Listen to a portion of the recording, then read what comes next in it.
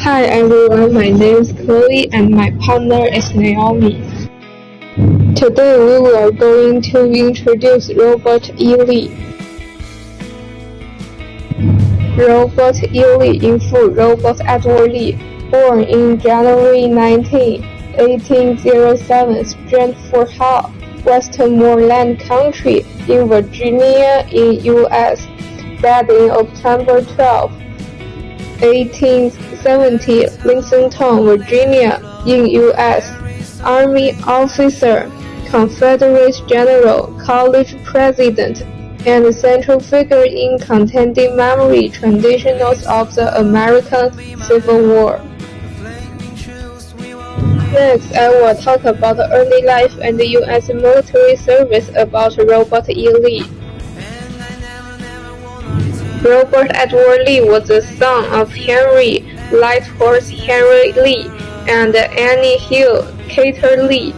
His father had been a hero of the American Revolution and the governor of Virginia, and uncles and other relatives had assigned the Declaration of Independence, served in Congress, and otherwise achieved notable reputations.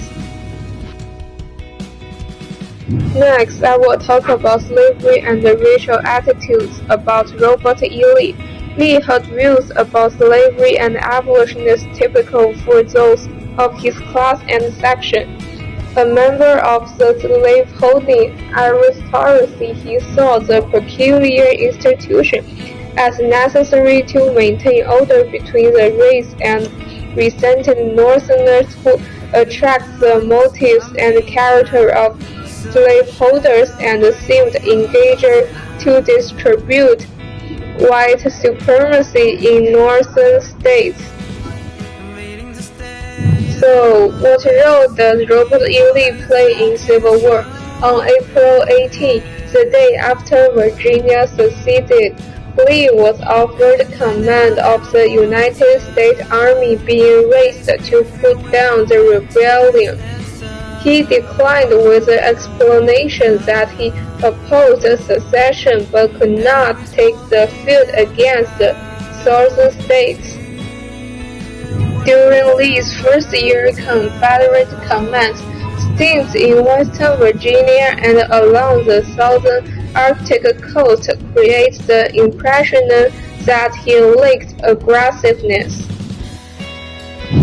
Then I will talk about post-war life and legacy. In August 1865, Lee became president of Washington College, now is Washington and Lee University in Lexington, Virginia. During his 5-year lecture, the student body increased dramatically, the physical condition of the institution improved, and the faculty grew in size.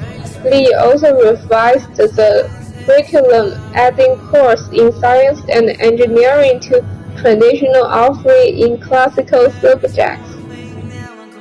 And now I'm going to talk about some facts. He married the great-granddaughter of First Lady Martha Washington.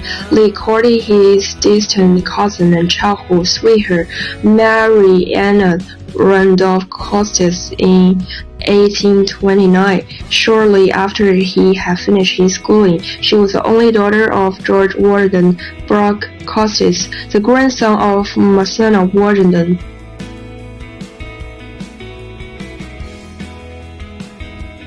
Lee was never pardoned nor had his citizenship restored during his lifetime. After the war, Lee was not arrested or punished, but he did lose the right to vote as well as some property.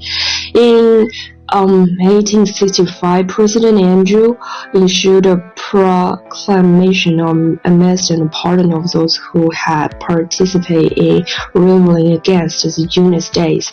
14 classes were exempt, though when members have to make special application to the president, Lee signed his amnesty oath as required by President Johnson. The same day, he became president of Washington College, but he was not pardoned and his citizenship was not restored during his lifetime.